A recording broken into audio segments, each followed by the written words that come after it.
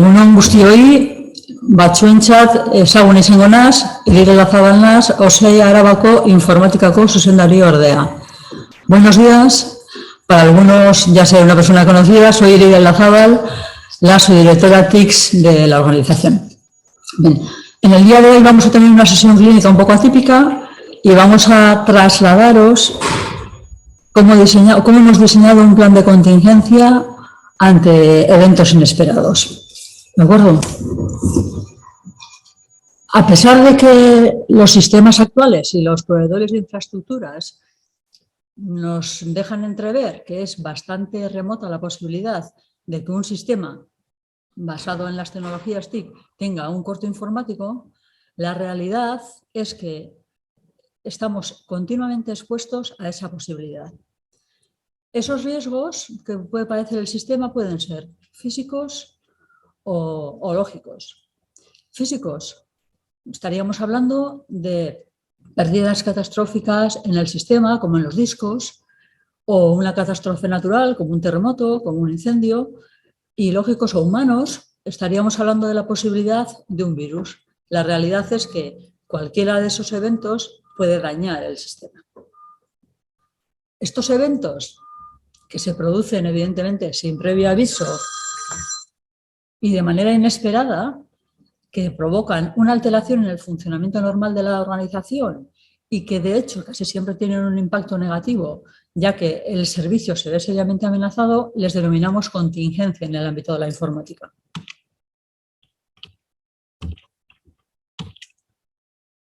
Un momentito, que parece que el ratón se atasca.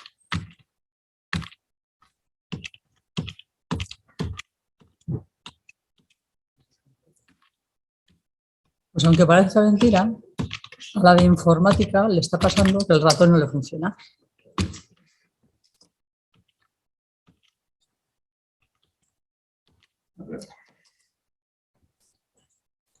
Uy, ahora ya está, venga.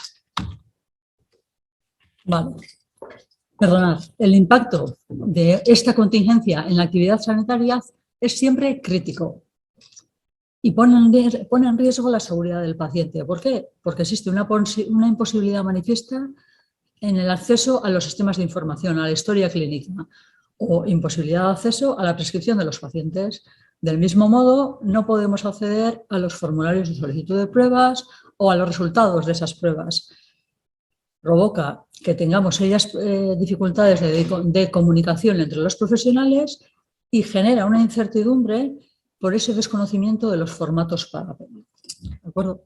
Después de haber tenido en los últimos 4 años 2 contingencias severas en las que el impacto en la actividad asistencial fue importante, la organización fue consciente de que tenía que poner en marcha un plan de contingencia. Un plan que posibilitase y diese a los profesionales la oportunidad de mantener una calidad asistencial, sobre todo segura.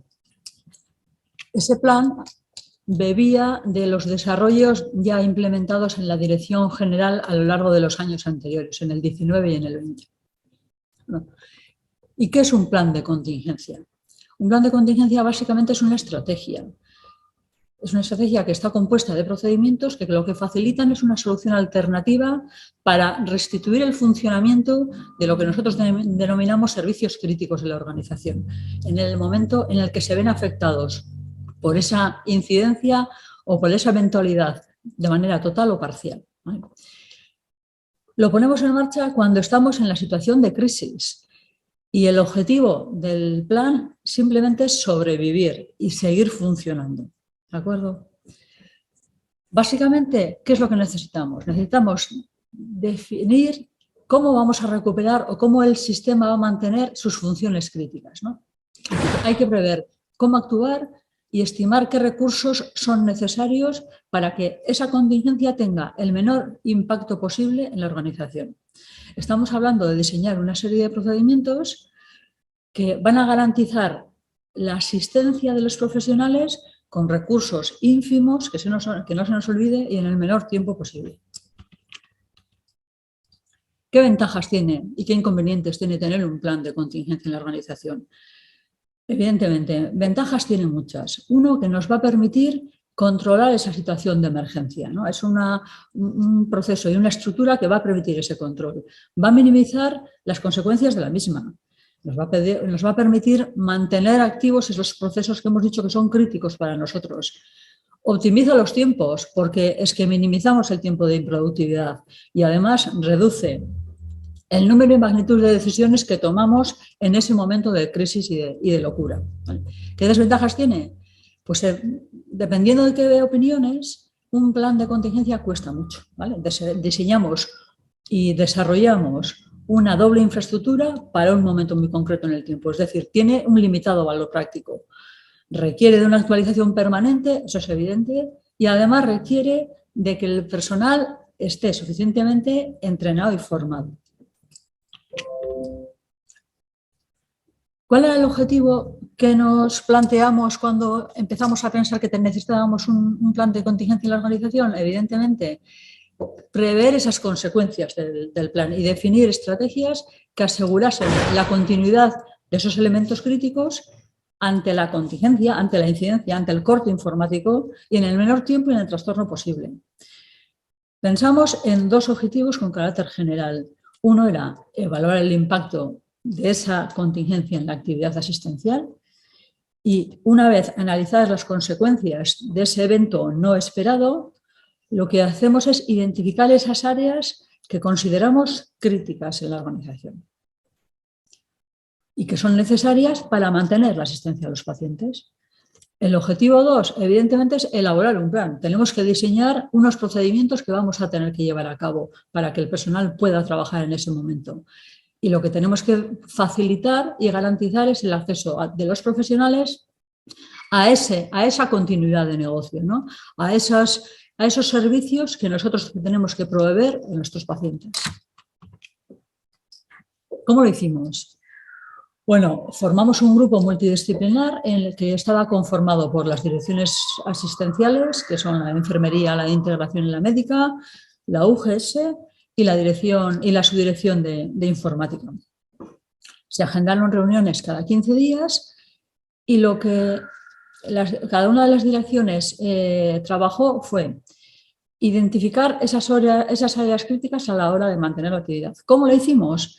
Cada una de las direcciones, delegando en sus mandos intermedios, realizó una identificación proactiva de las áreas que se habían visto afectadas fundamentalmente en el último corte informático, que fue bastante crítico para la organización.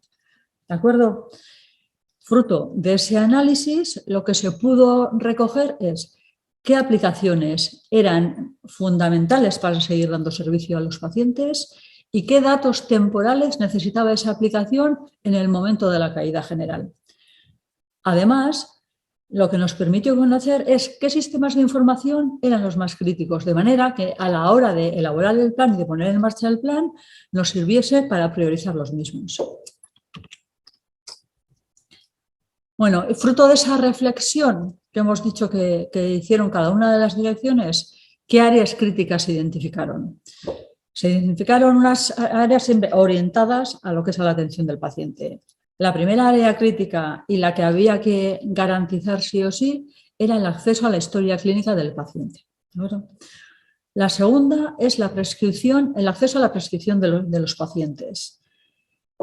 La tercera, evidentemente, el tener un formato alternativo en papel. ¿Qué sucede? Nos hemos ido al formato electrónico, todos nos hemos acostumbrado a ese medio y cuando tenemos una caída de del sistema de información en general, no existen ya esos formatos en papel y es más, los formatos que existen, algunos no sabemos ni cómo cumplimentarlos. Bueno, y además, tenemos que garantizar el acceso a la telefonía. La actual telefonía se trata de una telefonía IP y ante una caída general, por ejemplo, del acceso a la LAN o a la WAN, que no permite acceder a la red, se interrumpe de la misma manera que un PC de sobremesa. Nuestro proveedor de comunicaciones, en su día, cuando instaló esta nueva centralita digital, nos dio la oportunidad de elaborar una relación de extensiones críticas y de supervivencia. Con esas elaboramos un Excel que van a servirse en los PCs de contingencia para que todo el profesional de la organización pueda conocer cuáles son los teléfonos que están operativos en caso de crisis. Lo que sí es evidente es que cuando se cae el sistema, cuando no tenemos acceso a ninguna de esas áreas que hemos identificado como críticas, estamos poniendo en riesgo la seguridad del paciente. ¿Por qué? Porque el profesional no puede desempeñar sus funciones como lo hace habitualmente porque no tiene las herramientas en las que se apoya habitualmente para dar ese servicio. Además, hay que tener muy claro que todo esto va a generar retrasos en las consultas, retrasos en las altas, estancias medias más altas, retrasos en las intervenciones quirúrgicas. En resumen, que cualquier parón informático a la organización lo que le va a costar es tiempo, dinero y además ponemos en riesgo la seguridad del paciente. Analizado todo este escenario, ¿qué acciones o qué medidas decidimos poner en marcha? Pues evidentemente teníamos claro que tenía que haber unos equipos que les íbamos a denominar equipos contingencia, que actualmente están identificados con una pegatina roja. Esos equipos con pegatina roja además tienen una impresora local asociada. ¿Para qué? Para que podamos imprimir en caso de contingencia o de incidencia severa. Esos equipos tienen el conjunto mínimo de datos necesario para sobrevivir en ese momento del evento no deseado. Hubo que hacer una revisión, actualización y una homogeneización de la documentación antigua que da soporte a la historia clínica. Como he dicho antes, hemos hecho una transición hacia lo electrónico y ahora mismo la documentación que teníamos en papel o era antigua o teníamos información que estaba en formato electrónico y no tenemos en formato papel, que hubo que convertir a electrónico, y hemos descubierto que hay documentación todavía en formato de preimprenta y que por su naturaleza vamos a querer conservarla así. Por ejemplo, estamos hablando de la hoja de anestesia o la hoja de enfermería de la UCI o, por ejemplo, la hoja de tratamiento que sirve para comunicar el tratamiento a farmacia, porque resulta que es una hoja de doble calco y que requiere que conservemos ese formato. Como he dicho antes, además, hubo que revisar y actualizar esas extensiones telefónicas que hemos considerado que eran críticas y de supervivencia. ¿De acuerdo? Vamos a lo concreto. ¿Qué tenía qué tiene ese PC de contingencia que, de hecho, ya hemos venido utilizando en alguno de estos amagos que hemos tenido de no servicio? Evidentemente, tiene que tener una copia de la prescripción electrónica de los pacientes. 5 veces al día, EOSAVIDE, que es el sistema de información que gestiona la prescripción de los pacientes, genera un PDF con el tratamiento de todos los pacientes hospitalizados. Ese PDF se copia en una ubicación de la organización y nosotros lo vamos a distribuir a esos PCs de contingencia. ¿Qué tenemos más o qué vamos a encontrar más en ese PC de contingencia? La historia clínica resumida. ¿Qué es la historia clínica resumida? El sistema de salud está generando un documento de contenido dinámico con todos los valores relevantes clínicos del paciente. ¿Vale? Cada sistema de salud publica un ejemplar de esa historia clínica resumida y, como he dicho antes, tiene los datos considerados relevantes para una asistencia no planificada. Aprovechando lo que la Dirección General tuvo que desarrollar para ese proyecto de historia clínica resumida a nivel nacional, se decide que se va a copiar esas historias clínicas resumidas en un PC de la organización. Esa organización, que somos nosotros, distribuimos una y cada una de esas copias a los PCs de contingencia. Allí vamos a tener copias de historia clínica resumida de pacientes ingresados en hospitalización, en la urgencia, en hospitalización a domicilio, pacientes que vengan citados a consultas, a hospital de día, pacientes con una programación quirúrgica, etc. Además, evidentemente, hubo que realizar un desarrollo para poder acceder a esa historia clínica resumida. Si en algún momento habéis accedido a alguno a ese panel de historia clínica resumida, veréis que os pide usuario y password. Esa password se desbloquea el día de la contingencia, ¿de acuerdo? O sea que si accedéis hoy no os sorprendáis que tengáis un usuario y password y no os permita seguir adelante. Evidentemente está protegido por password por el dato que estamos copiando en los PCs. ¿Qué más vamos a copiar esos PCs? La documentación clínica básica. Antes he trasladado que hemos tenido que revisar toda la documentación que había en papel antigua. Aquí ponemos en formato PDF y copiamos en formato PDF toda la documentación que nos hemos considerado relevante para realizar un ciclo de vida de un episodio de un paciente y además hemos añadido, por ejemplo, en formato Word, la plantilla para el informado en la urgencia. ¿De acuerdo? Estaríamos hablando que en esta documentación básica tenemos en formato PDF en SPC, pues formatos para solicitud de pruebas, hojas de valoración, hojas de informado, formularios de cuidados de enfermería, etc. Además, copiamos en SPC de contingencia los consentimientos informados. Como todos conocéis, los consentimientos informados o residen en Osabide Global o en el caso de Araba tenemos una web externa, Osiaraba Infopacientes, que permite el acceso a esos consentimientos informados. ¿Qué sucede? Que si hacemos una valoración de las posibles contingencias que podríamos tener y presuponemos que una contingencia pueda ser la imposibilidad del acceso a la red, no podríamos acceder ni a Osabide Global ni a esa página web. Luego necesitamos en SPC de contingencia una copia de todos esos formatos de consentimientos para que en el momento de la incidencia pueda el paciente firmarlos y podamos informar al paciente y firmarlos. Y por último, en SPC se van a publicar también esas extensiones críticas y de supervivencia que he dicho antes, que son necesarias para que conozcamos qué teléfonos están operativos en el momento de la incidencia. Complementamos también este PC con el manual de usuario para que los profesionales tengan información sobre el procedimiento que se ha creado para sobreponernos a estas incidencias. ¿Qué más actuaciones se pusieron en marcha? En cada una de las unidades se decidió que se iba a disponer de una carpeta física.